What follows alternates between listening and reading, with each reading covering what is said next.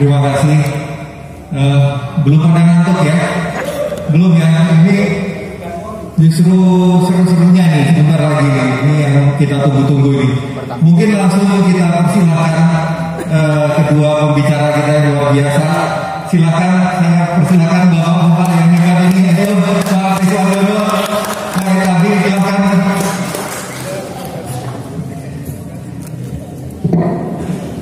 Mari bapak silakan. Pak Chris, monggo. Ini saya grogi ini jujur. Grogi. Bukan apa-apa, groginya justru video berdua ini jujur ini idola saya semua ya. Ya, Pak Kabin dan Pak Kris ini idola saya. Ini saya agak grogi di sini. Mohon izin saya membuka masker. Sawah aman, tidak apa-apa. Karena kadang gerak bibir itu suka bikin salah persepsi Pak Kris. Jadi masih ada orang yang baca gerak bibir. Jadi saya mohon izin dibuka. Selamat datang para tamu undangan. Tadi saya sempat berputar sebentar ya sebelum acara dimulai, saya lihat tamu-tamunya luar biasa. Saya tahu semua siapa saja beliau ini, orang-orang yang sangat saya kenal khususnya di Semarang ya. Dan di kesempatan kali ini kita akan apa ya rasanya mungkin ngobrol ya Pak Bin, Pak Kris, kalau workshop atau apa talk show, sharing mungkin ya Pak, lebih tepatnya ya, lebih santai, lebih fleksibel, kayak sharing session gitu aja kita sebut gitu ya, sharing, berbagi gitu ya, karena memang nanti beliau berdua akan berbagi dengan kita semua, akan sharing tentang khususnya tagline kita, tema kita di ulang tahun ke-10 Arsi Sketchup ini kebetulan mengangkat tema rekam jejak sketsa.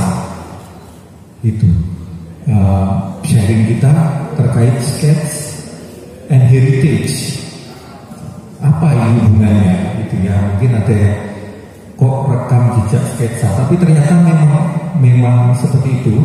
Kenapa kami memutuskan tema itu? Karena setelah kami menampung beberapa obrolan, diskusi, saling berbagi informasi dan sebagainya, kami di ulang tahun ke-10 ini punya ide bahwa gambarannya itu kita nyeket selama ini tanpa kita sadari, kita tuh merekam secara tidak langsung, begitu ya Pak.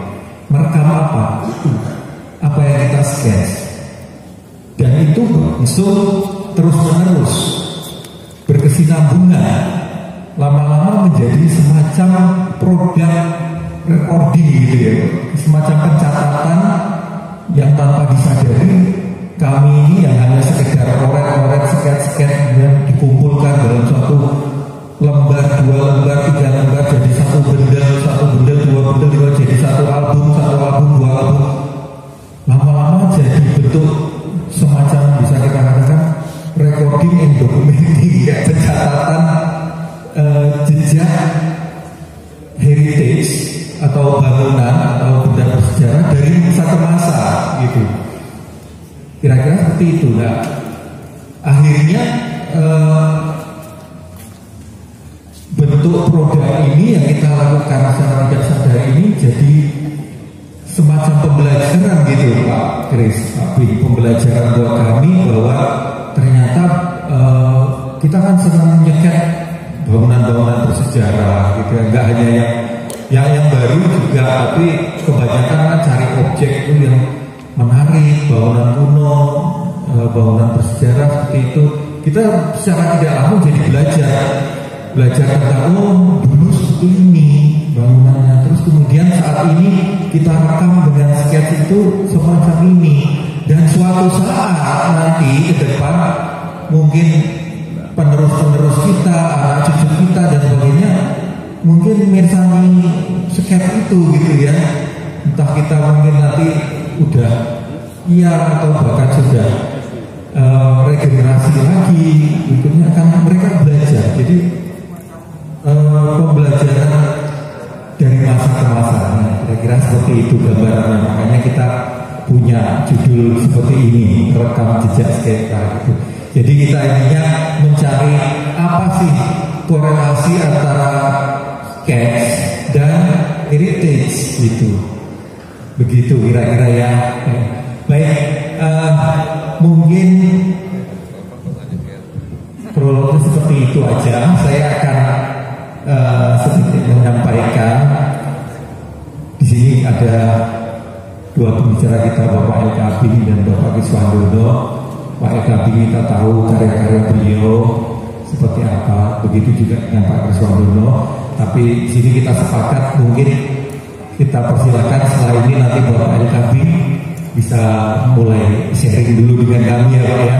Tapi sebelumnya saya akan sedikit membacakan, walaupun udah sangat terkenal tapi saya sedikit membacakan background dari beliau ya. Bapak Eka Abing tahun 96 lulus dari Universitas Petra ya, Petra Christian University Architect Department.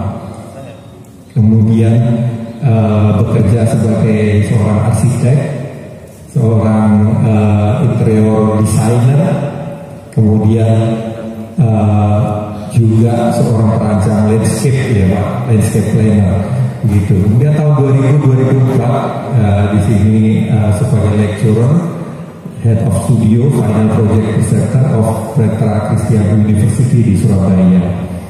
Tahun 2002 Architectural Illustration Painting Exhibition pengalaman beliau di CCCL Surabaya. Kemudian tahun 2006-2009 lecturer and head of studio in expression drawing Universitas Ciputra di Surabaya. Kemudian banyak sekali di sini pengalaman beliau ya. Salah satunya Bapak Eka Abing ini mendapatkan penghargaan di tahun 2014 ya Pak ya, Platinum Award winner kategori 1 ya, for Sketching Old Cities Competition Creative Festival. Oke. Kemudian banyak lagi pengalaman beliau, nggak hanya di sini ya, bahkan di luar juga. Menjadi seorang instruktor ya, at Southeast Asia Urban Sketcher Symposium, Sketching Jogtown 2 di Malaysia. Kemudian banyak simposium yang diinstruksi oleh beliau, International Urban Sketcher Symposium, antara lain di Manchester, UK, Chicago, USA, di Porto, Portugal, dan Amsterdam, Holland. Ya, itu sekilas saja background dari Bapak Eka Abing. Kemudian Bapak Kriswandono juga saya jujur sudah dari tahun berapa ya, 2000 kalau nggak salah, saya sudah banyak belajar dari beliau terkait konservasi. Pak Kriswandono sebenarnya seorang arsitek, seorang arkeolog, konservator. Ya, saya sudah banyak sekali belajar tentang heritage building dengan beliau, beberapa kesempatan di proyek. Jadi Bapak Albertus Kriswandono ST Enhum, Pak Kris ini seorang founder dari Erkim Conservation Institute, yang tentunya aktivitas yang paling utama aktivitas edukasi ya, mengedukasi tentang tentunya kecagar budayaan gitu ya. Baik, kita bisa tahu Pak Eka seorang sketcher yang berkompeten dengan Pak Kriswandono dengan heritage-nya. Nah, nanti kita akan lihat korelasinya seperti apa gitu ya. Baik, cukup segitu. kita mungkin langsung saja untuk mempersingkat waktu kita persilakan Bapak LKB bisa menyampaikan lebih dulu sharingnya kepada kita semua. Kami persilakan Pak LKB, mari. Jatuh, persiapan monitor.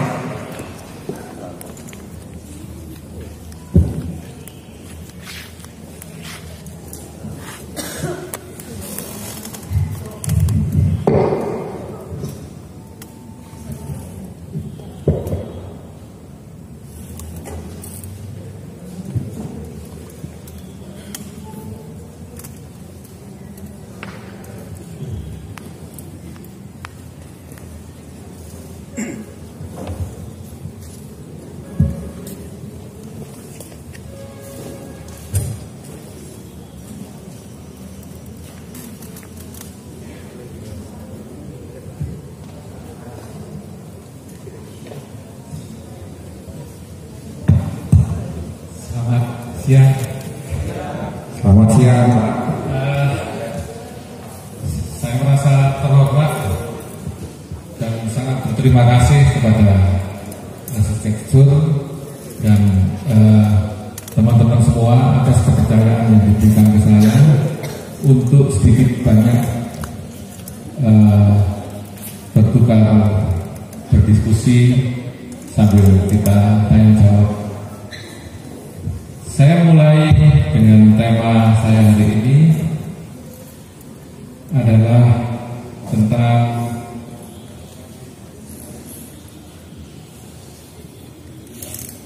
sebuah sketsa yang bisa merekam atmosfer drama dalam peranannya membuat rekaman visual di bangunan-bangunan bersejarah. Saya nanti akan menjelaskan tentang esensi sebuah sketsa, sedikit banyak berbagi dengan teknik komposisi dan peranan sketsa di dalam bangunan bersejarah. Dan saya mungkin sedikit banyak mengulas tentang komposisi warna, bagaimana sebuah sketsa itu layak dianggap sebagai karya seni. Namun saya ingin memperkenalkan diri secara organisasi.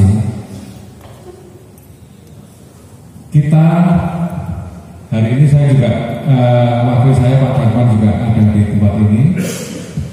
Kita adalah anggota Urban Sketcher Surabaya. Kita lahir 12 Mei 2013. Pada waktu itu kita dibidangi oleh arsitektur yang 1 tahun lebih muda, lebih tua dari kita. Jadi ini adalah waktu lahirnya kita Urban Sketcher Surabaya itu dibidangi sama tim-tim dari Semarang. Ini sangat membanggakan sekali bahwa Semarang arsitektur adalah saudara dekat dengan Surabaya. Ini beliau-beliau ini yang dulu sangat berjasa untuk berdirinya Urban Sketcher Surabaya. Kita waktu itu bikin acara bersama, membuat sketsa bareng-bareng. Ini adalah Pak Freddy yang menjadi motivator kita semua dan juga sangat menghubungkan antara Semarang dan Surabaya. Jadi kita bikin sketsa bareng begini. Dan kita berlanjut, kita bikin pameran sketsa dan hubungan dengan sastra. Ini Pak Yudi masih gondrong. Ternyata sketsa itu sangat merubah hidup saya. Jadi pada waktu itu kita memberanikan diri untuk mempersiapkan sebuah pameran. Dan waktu itu mungkin pameran sketsa pertama yang dari Urban Sketcher. Waktu itu karena saya sendiri karyanya tidak terlampau banyak, jadi setiap hari saya jadi bambung di pasar, di tempat-tempat kampung-kampung dan sebagainya. Jadi saya membuat sketsa-sketsa di lokasi ini mempersiapkan pameran bersama dengan Pak Bambang waktu itu. Ini adalah pameran kita pertama. Waktu itu dibuka oleh kedutaan Amerika waktu itu.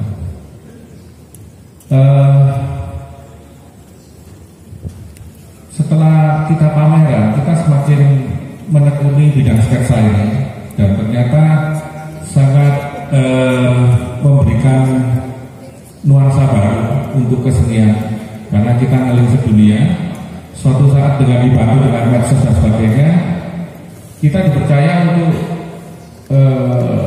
jadi salah satu instruktur simposium Asia di Penang, Malaysia. Waktu itu Pak Darman dan saya jadi salah satu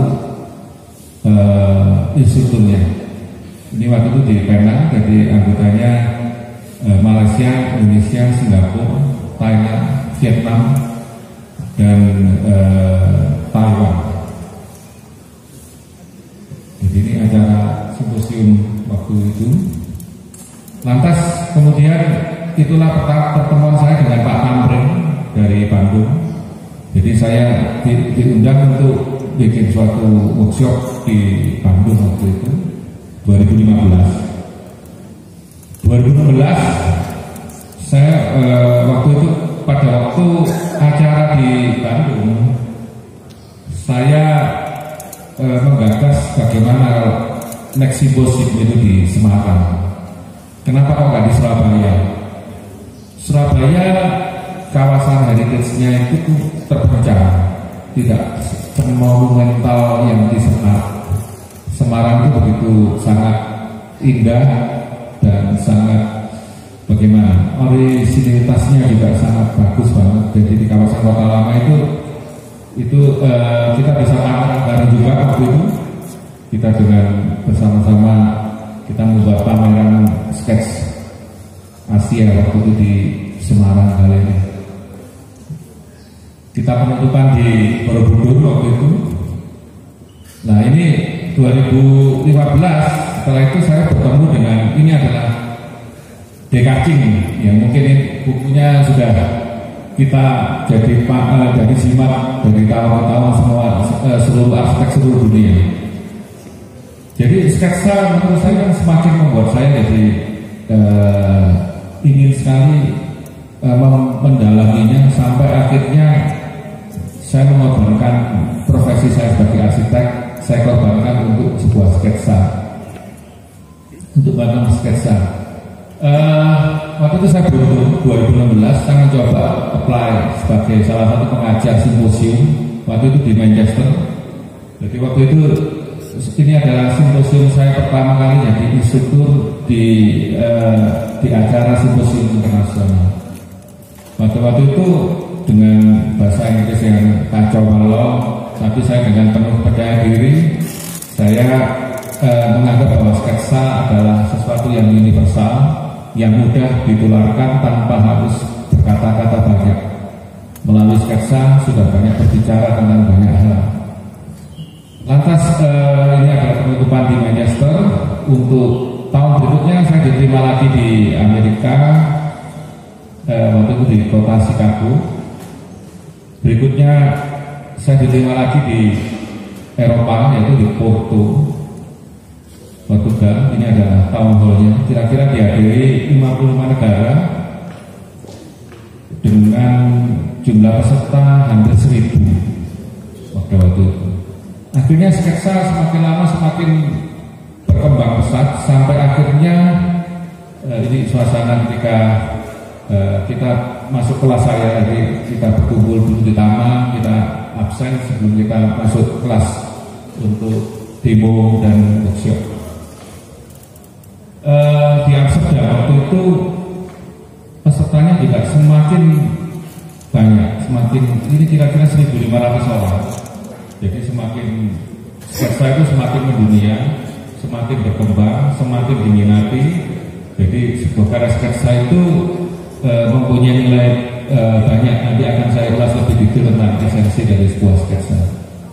Jadi ini sedikit banyak bercerita tentang korelasi antara Surabaya dan Semarang dan bagaimana sketsa itu mempererat persaudaraan tidak hanya di lokal maupun akhirnya kita di seluruh dunia pun kita sama-sama merasa bersaudara melalui sketsa ini.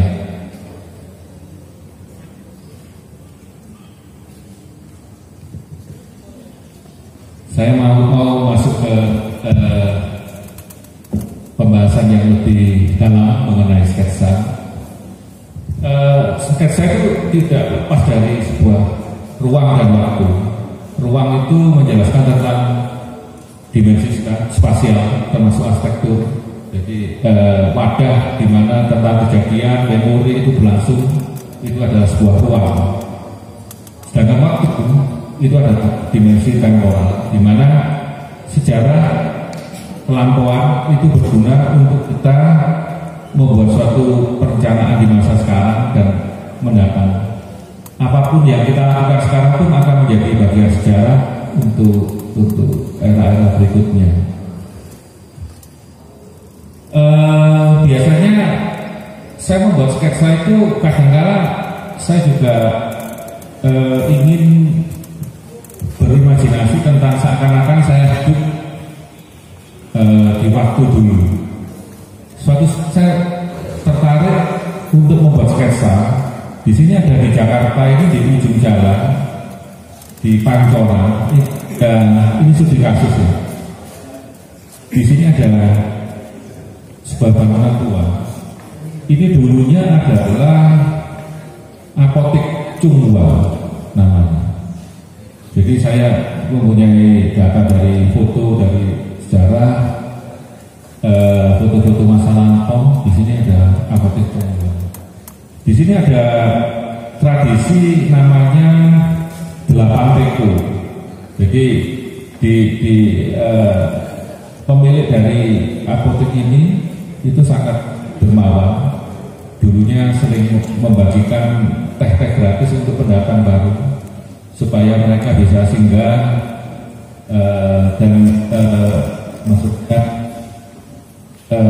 sebuah tradisi. Ternyata ada wabah penyakit disentri dan ternyata itu ternyata berguna untuk bisa menyembuhkan wabah tersebut. Dan saya ini ingin mempresentasikan karya sketsa, namun tidak mencontoh foto apa adanya. Jadi saya membuat drama sesuai dengan tema saya bahwa sketsa itu juga membuat suatu drama. Jadi ini foto-foto dari bird eye view saya kumpulkan, saya clipping, dan saya dapat dari internet, terus di Google Street View saya melihat, karena saya arsitek saya tahu mana utara selatannya supaya saya tidak ngawur membuat cahaya dan bayang-bayangnya, karena data-data ini tidak cukup menjelaskan waktu, menjelaskan cahaya, menjelaskan bayang-bayang di jam berapa. Jadi saya pun ingin membuat suatu kajian yang lebih detail. Jadi ada riset sebelum saya membuat sketsa. Ini adalah hasil dari yang saya hasilkan. Jadi apotek tersebut ini adalah ada di dalam sini ada aktivitas tradisi teko tadi. Jadi mengenai kostum dan sebagainya pun saya sesuaikan dengan kondisi tahun itu. Jadi saya membuat tahun imajiner bahwa seakan-akan saya membuat sketsa di tahun tersebut.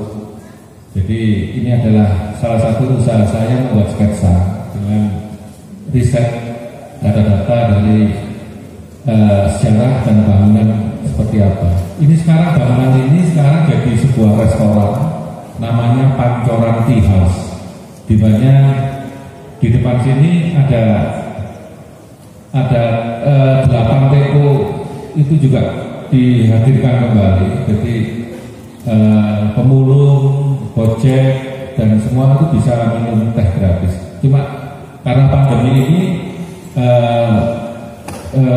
hal ini dihentikan sementara.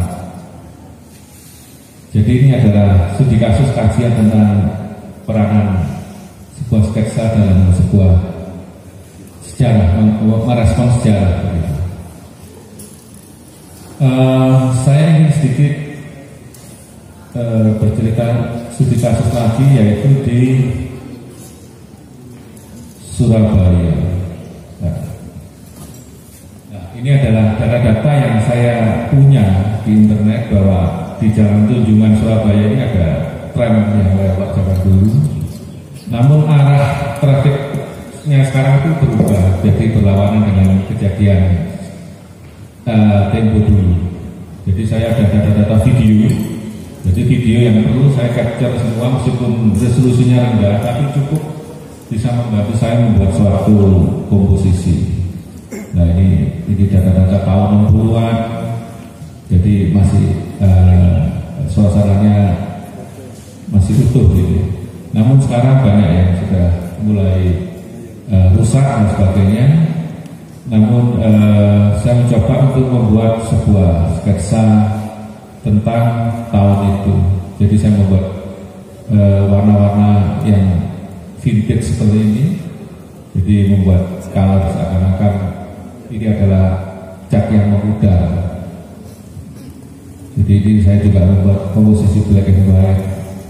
Jadi saya mencoba mempresentasikan keadaan pada waktu itu kira-kira tahun 40-an. Jadi saya tidak tambah becak, karena becak masuk Indonesia itu kira-kira tahun 42-43. Jadi ketika saya mencoba mengimajinasikan saya berada di tahun ini, dari becak tidak perlu saya hadirkan karena memang belum ada pada waktu itu. Jadi ini adalah sampel dari saya membuat sketsa yang mempresentasikan kelampauan gitu. Namun sebenarnya sketsa ini juga merupakan gagasan awal untuk membuat suatu desain. Desain itu bukan hanya arsitektur, namun komposisi dari sebuah lukisan itu juga membutuhkan sketsa. Jadi ketika saya kadang membuat suatu lukisan yang besar dan sebagainya, sketsa itu berperan penting untuk membantu saya membuat kerangka kerja, bagaimana saya belajar tentang pencahayaan, bagaimana saya membuat suatu komposisi dan sebagainya. Jadi sketsa itu merupakan gagasan awal untuk membuat karya seni yang lebih serius. Jadi dari gagasan yang ini saya mencoba memindahkan di dalam kanvas yang gede. Jadi data-data mengenai tempat, sejarah dan sebagainya, ada catatan-catatan visual yang saya hadirkan untuk membuat karya lukisan yang lebih serius ini jadi lebih bertanggung jawab terhadap kebenarannya. Jadi ini adalah pasar yang kuno banget di Surabaya. Ini daerah Sonoyudan. Jadi kadang kita sama Pak Dharma, sama teman-teman itu buat sketsa pagi hari, bagaimana aktivitas di pasar tersebut itu bisa kita rekam dan bisa kita hadirkan di karya yang lebih serius seperti itu.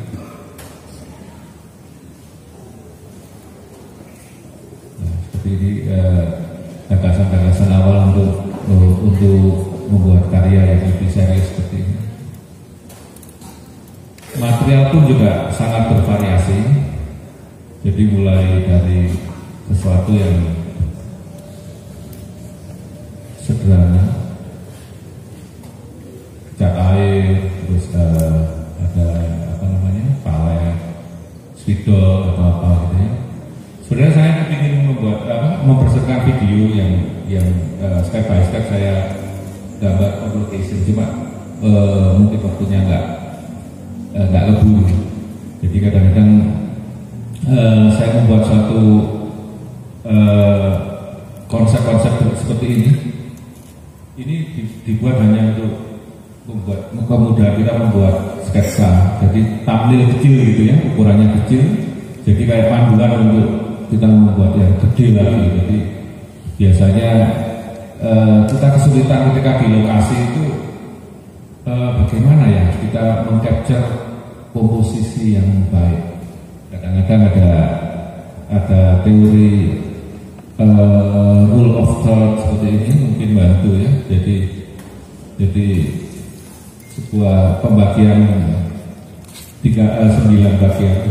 Jadi di poin-poin ini adalah suatu emphasis atau focal point dari objek yang ingin kita jadikan sebagai acuan, focal point atau aksen gitu ya. Seperti ini waktu di Venice ini ada seperti opera. Ini cara cepat untuk membuat suatu komposisi. Jadi ada rule of third dan sebagainya.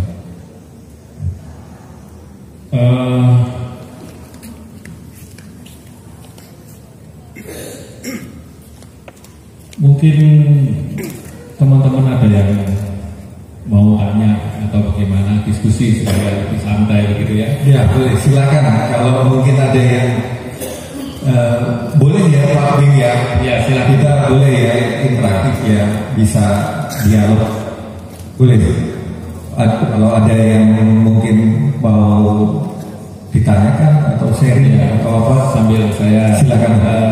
Tunjukkan karya-karya, mungkin teman-teman banyak yang ingin bertanya tentang sketsa dan korelasinya dengan sejarah dan bangunan. Oh, ini ada yang mau respon Pak Bing, mohon izin. Silakan. Ya, silakan.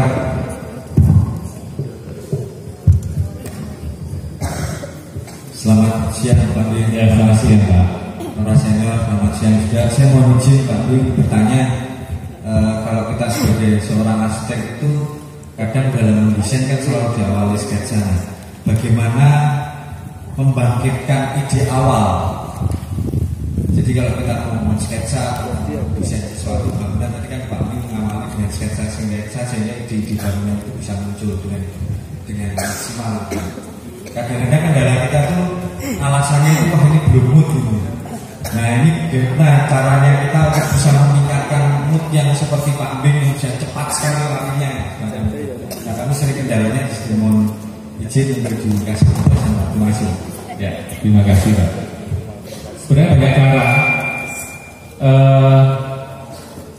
Ada 3 cara yang mungkin bisa dipakai sebagai acuan untuk bagaimana kita membuat suatu komposisi dengan cepat.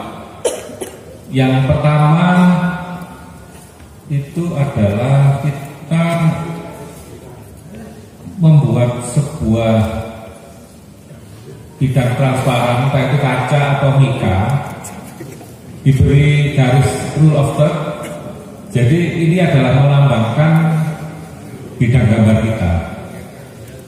Lantas kita geser-geser sesuai dengan komposisi yang kita mau,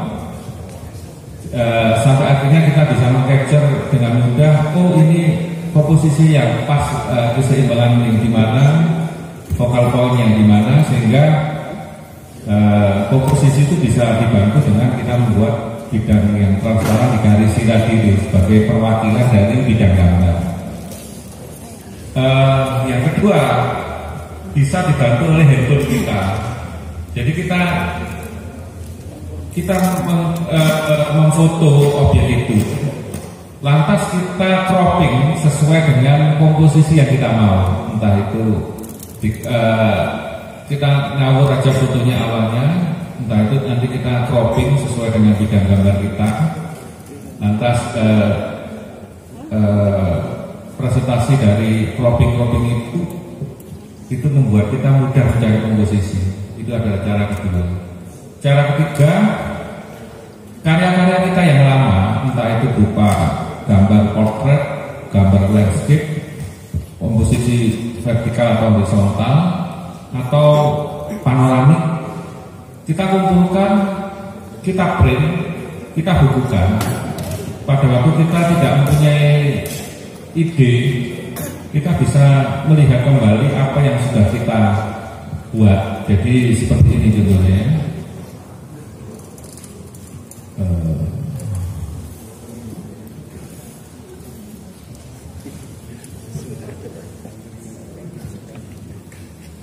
Jadi thumbnail ini adalah komposisi yang saya buat dari kertas kecil. Jadi ini adalah kamus komposisi. Jadi ini saya kumpulkan banyak. Kadang-kadang karya-karya orang lain pun yang menurut saya bagus, itu saya gunting, saya presentasi, saya filing. Pada waktu saya tidak mood di lapangan, saya nggak nemu ide dan sebagainya, saya bisa melihat kembali. Jadi kamus ini, oh ini bangunan nanti kok mirip ini komposisinya ya. Jadi kalau kita sebagai arsitek dulu kan, sebelum kita mendesain kan banyak belajar dari presiden-presiden arsitek yang sudah ada. Oh ini rasanya bentuknya mirip dengan kita, atau mungkin oh ini komposisi kebutuhan ruang ditambah dengan organisasi ruang kok ini member ya, dengan tugas pada waktu itu kita waktu sekolah dulu ya. Jadi praktisi kita juga nyari kadang-kadang ide dari presiden dari desain-desain yang lain. Membuat sketsa juga seperti itu, kita bisa membuat presiden-presiden atau kumpulan dari apa yang kita buat sendiri. Begitu. Cukup menjawab Pak kira-kira? Ya, silakan yang lain mungkin. Terima kasih. Mungkin ada yang lain? Oke, kita break sebentar ya, menunggu ajannya.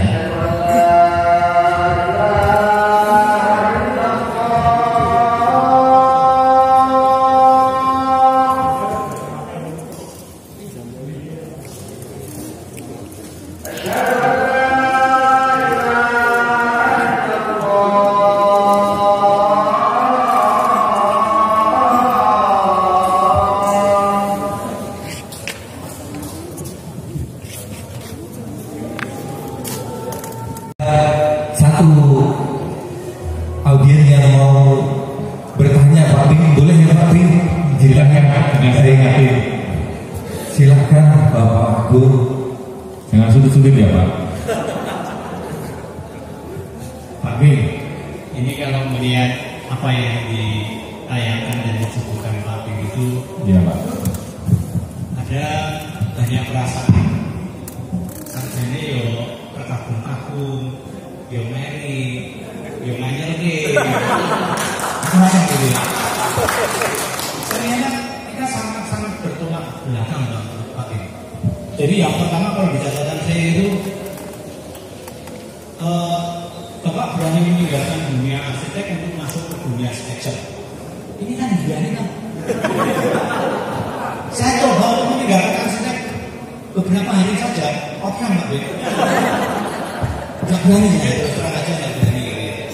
Terus yang kedua ini, Pak Bin demikian bertanggung jawab untuk membuat suatu karya sehingga tidak ada kesalahan di situ, sampai arah mataharinya aja dipelajari dengan betul gitu ya.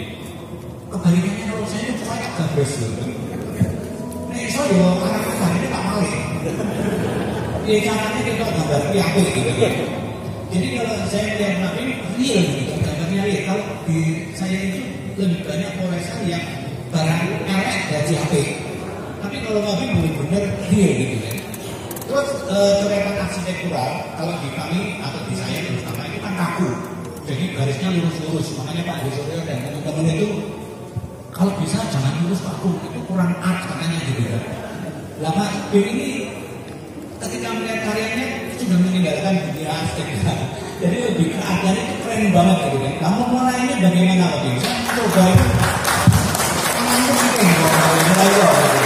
terima kasih Pak. Ini pertanyaan yang sulit saya jawab. Namun saya berusaha dengan jujur untuk berbicara. Jadi begini Pak, saya kan juga orang teknik.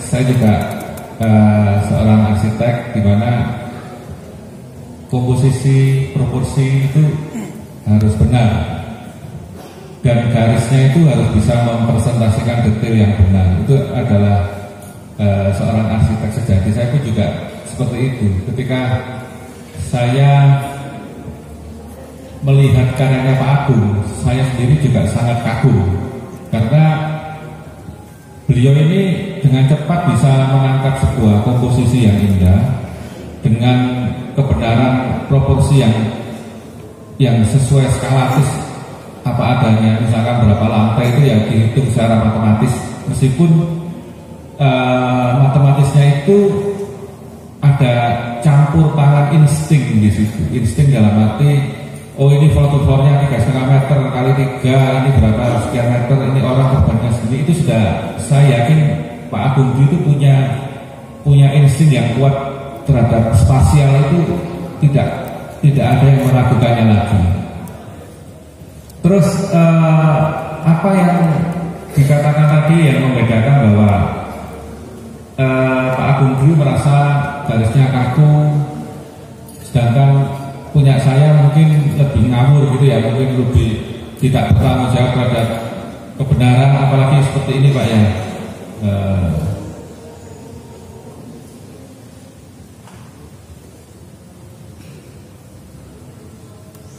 Nah kalian ini Pak, kan pewanceng-pewanceng nggak karuan Pak ya, bangunnya miring dan sebagainya. Ini saya pakai tusuk sate yang tidak, kalau arsitektur sketsa dari Eropa itu kan pakai rapido, pakai drawing pen yang terukur tebal tipisnya konstan, stabil untuk dibuat. Ini saya menghindari garis yang konstan seperti itu, saya pakai tusuk sate. Jadi garisnya bisa miring lebih lebar, kalau lurus dan sebagainya. Tapi gambar-gambar seperti ini Pak, itu sebenarnya juga susah dilakukan sama orang yang bukan arsitek. Jadi sebenarnya spirit arsitektur itu sama-sama kita punya. Cuman saya mencoba menerjemahkannya bahwa perspektif komposisi dalam sebuah perspektif di mana proporsi, depth, jarak dan sebagainya, kedalaman dan sebagainya itu saya cerna di pikiran. Itu membuat suatu ingatan tentang rangka komposisi yang ingin saya hadirkan. Namun saya kepingin dengan memakai perasaan saya untuk menggores yang ada nilai energi, yang ada goresan yang spontan, yang tidak terlihat semua, itu menerjemahkan terhadap kedalaman yang blur, yang tidak jelas, itu sesuatu hal yang agak jauh. Sedangkan yang dekat itu mungkin jadi sebuah focal point, sehingga yang nggak jelas ini ya mungkin seakan-akan mempresentasikan jarak, kedalaman dan sebagainya. Jadi saya pun gambarnya juga tidak perlu semua, jadi hanya sedikit saja, jadi cepat selesai Pak. Jadi yang penting saya kalau Pak Agung Dwi, saya sendiri juga sangat senang karena sebenarnya arsitektur garisnya itu juga nilai seni tinggi sebenarnya menurut saya. Cuma ini memang ada sedikit polemik. Ketika saya mencoba diskusi dengan seni murni, mereka itu membagi 3 antara sketsa, drawing, dan painting. Jadi kadang-kadang kita ini terjebak di antara 3 ini, kita di mana gitu. Itu mereka menerjemahkannya begini Pak. Kalau sketsa itu sama drawing itu sama-sama membentuk dengan garis. Yang satu itu yang sketsa itu lebih spontan, yang drawing itu bermain di arsip, sedangkan kalau painting itu bermain di bidang. Jadi dengan goresan kuas, kontras terhadap warna dan gelap terang, bentuk itu muncul. Jadi bukan dari garis, itu painting. Kalau sketsa garis saja tanpa harus ada keteraturan arsip. Kalau kita mencoba mengarsipnya, itu berarti kita kategori drawing. Jadi ini pendapat orang-orang seni. Nah saya ini berusaha, saya ingin orang arsitek melihat saya membuat karya yang sketsa. Saya juga ingin orang seni murni itu melihat karya saya juga sketsa. Namun dari hati kecil saya, karena saya juga orang arsitek, saya tetap bahwa contohnya begini, sketsa itu kan cepat dilakukan. Lah Pak Agung itu juga cepat, meskipun sudah sangat gambarnya itu sudah, maksud saya komposisinya lengkap dengan sangat cepat. Itu kalau dilakukan di orang bukan arsitektur, bukan seorang arsitek yang tidak mempunyai pemahaman kedalaman perspektif dan sebagainya, saya yakin nggak karu-karuan, mobil bisa kuali, jadi perspektifnya orang jadi nggak benar. Jadi apakah itu sebuah kebenaran? Ya tidak. Menurut saya, cuma mereka bilang itu ekspresi saya. Menurut saya nggak setuju juga. Saya dengan style seperti itu saya juga nggak setuju bahwa ini menurut saya seni yang tidak bertanggung jawab, karena dia cepat saja tapi tidak bisa mempresentasikan komposisi dan proporsi yang benar. Namun saya lebih condong bahwa gara-gara arsitektur itu sebenarnya mempunyai nilai seni tinggi sendiri. Jadi punya kekhasan sendiri, sampai akhirnya tulisan kita pun hampir semua sama, karena kita punya kesepakatan arsitek itu seperti ini, baik garis, tulisan maupun komposisi untuk membuat sketsa. Jadi menurut saya sebenarnya itu ciri khas saja Pak Agung. Jadi kita pun nggak pernah sangat melihat karya Pak Agung itu semua ya, kita semua pasti terkesan dengan karya Pak Agung seperti saya. Hanya saja mungkin rumput tetangga lebih hijau gitu Pak.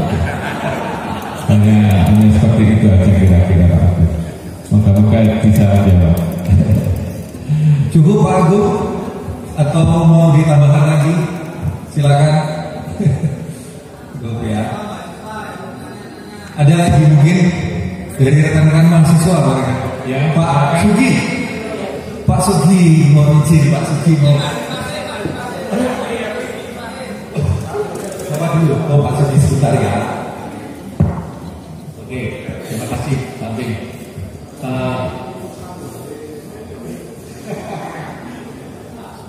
Saya itu pertama sepakat dengan Pak Agung bahwa saya sangat mengidolakan Pak Bing sketsa-sketsanya ini. Nah, saya mau pengen gini Pak. Di sini tuh ada, menurut saya ada 3 pakar sketsa yang luar biasa. Satu Pak Agung, kedua ini Pak Aryo, ya. Ini Kambing. Nah, begini, 3-tiganya punya karakter yang berbeda. Ya, kalau Pak Al itu guru saya kalau bisa sketch sekolah di Indonesia ya, jadi sketch Pak Aryo sama Pak Jor. Pak Jor itu juga hasilnya. Nah, tadi pertanyaan Pak Agung belum dijawab. Mulainya bagaimana sih untuk bisa memutuskan untuk menekuni sketch ini dan akhirnya ya jati dirinya Pak Bing seperti ini. Jadi karakternya seperti ini, memutuskan untuk di gaya yang seperti ini. Terima kasih Pak. Ya, tadi belum lengkap jawabnya Pak. Sebenarnya antara arsitek itu kan, maaf ya, arsitek itu menurut saya hebat sebenarnya. Saya nggak nyombongkan diri karena kadang-kadang kita ini kan memakai otak kanan dan otak kiri, dan kita selalu dipaksa untuk mempunyai keseimbangan otak kiri otak kanan. Dan itu mungkin untuk jurusan yang lain tidak terlampau dituntut untuk seperti itu, bahwa arsitek kadang-kadang harus mempunyai insting terhadap seni, namun dia juga harus punya rasa berkewajiban bertanggung jawab terhadap kenyataan teknik atau desainnya itu bisa bertanggung jawabkan secara struktur, secara komposisi, efektivitas terhadap ulasan, dan mungkin juga ada sedikit banyak pembiayaan dan sebagainya. Itu juga itu sesuatu hal yang terukur, yang otak kiri yang berjalan. Namun secara pikiran, insting, imajinasi dan perasaan itu juga mempunyai nilai sendiri. Saya sendiri juga orang teknis sebenarnya Pak. Saya mencintai dunia arsitektur. Cuman saya merasa saya ini ada kelemahan ketika saya jadi seorang praktisi arsitektur. Sampai hari ini pun saya masih mendesain. Cuman saya pilih-pilih klien. Saya kepingin hanya arsitektur itu untuk kepuasan batin saya. Karena saya pun senang banget membuat suatu karya arsitektur. Saya memberanikan diri untuk meninggalkan arsitek profesi itu karena ketidakmampuan saya untuk mendelegasikan dari konsep menjadi sampai ke drawing dan sebagainya. Karena semua itu biasanya saya lakukan sendiri Pak. Jadi saya ketemu klien, saya diskusi tentang kebutuhan ruang, programming, bagaimana pembiayaan dan sebagainya. Sampai akhirnya saya membuat konsep-konsep perencanaan, saya membuat suatu perspektif, saya juga render, saya juga membuat gambar kerja sendiri. Staf saya meskipun banyak, itu mereka biasanya hanya menata gambar. Jadi begitu dengan bertambahnya usia, saya nggak kuat lembur lagi Pak. Jadi saya mencoba pelan-pelan kok ya, saya ketemu saudara saya Pak Yudi datang ke Surabaya untuk memperkenalkan sketsa. Waktu itu saya juga pesimis bahwa sketsa itu saya pikir hanya sebuah hobi yang mungkin bisa memperkaya catatan visual untuk saya mendesain nanti atau dibuat buku begitu Pak ya. Namun lambat laun saya menikmati sekali Pak, karena saya biasanya bertanggung jawab terhadap tukang listrik mau datang, jadi yang namanya gambar listrik lambing atau mekanikal elektriknya harus jalan dulu, struktur juga ditunggu orang struktur, tukang plafon juga nunggu. Saya terbeban Pak, terus terang aja. Saya itu kok gak nikmat hidup saya dengan cara seperti ini gitu. Karena saya nggak bisa punya teamwork, saya tidak bisa bekerja sama dengan baik dengan tim saya. Tapi ketika saya bertanggung jawab di atas sebuah kertas dan kanvas, rasanya tanggung jawabnya jadi lebih ringan. Semua itu kan hanya satu saja antara saya dan kanvas dan Tuhan yang tahu gitu. Itu begitu suatu kenikmatan yang luar biasa. Sampai akhirnya saya memberanikan diri untuk sementara meninggalkan dunia arsitektur secara profesi. Namun suatu saat saya akan jadi arsitek lagi. Namun mungkin saya memosisikan diri sebagai prinsipal, bukan sebagai personal arsitek seperti yang saya lakukan bertahun-tahun. Itu sungguh sangat capek. Cuma teman-teman yang sekolah arsitek jangan pesimis seperti saya, ini itu yang salah gitu.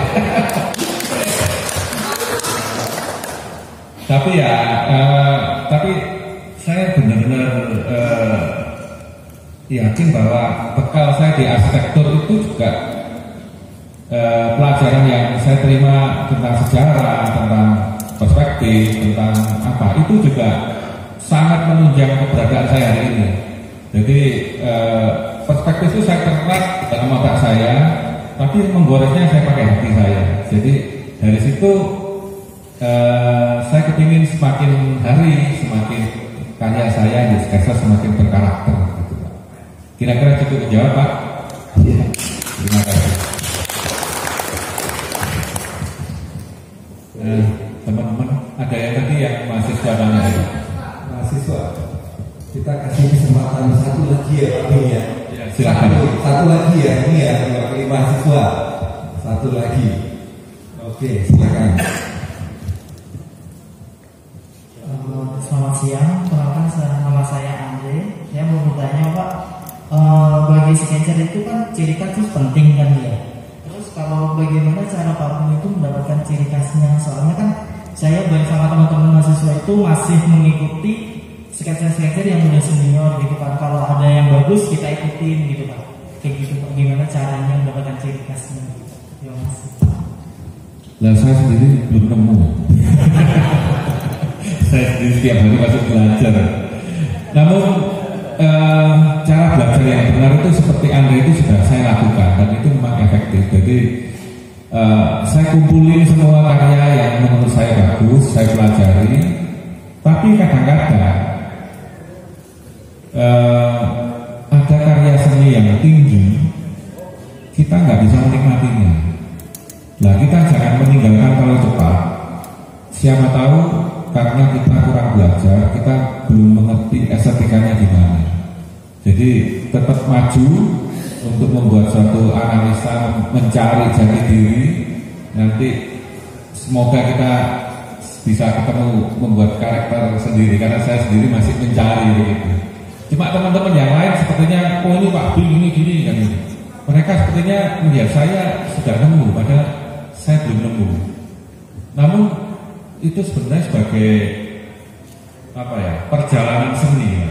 Jadi proses jati diri itu dari hari ke hari itu mungkin ada perubahan. Bisa jadi sampai itu adalah suatu energi yang selalu berkembang. Jadi kedinamisan itu yang membuat kita ini bisa selalu ingin belajar. Begitu. Bisa menjawab kira-kira? Ya, terima kasih. Ya, pada sesi pertanyaan kita cukupkan dulu ya. Oke, kembali dulu ke Pak Kabin, ada yang mau disampaikan lagi atau? Saya rasa saya sudah perlu banyak menyita waktu. Ya, bisa dilanjutkan Pak Kris mungkin. Oke. Ya. Mengingat waktu ini sudah cukup siang, sudah tadi kita mohon maaf acara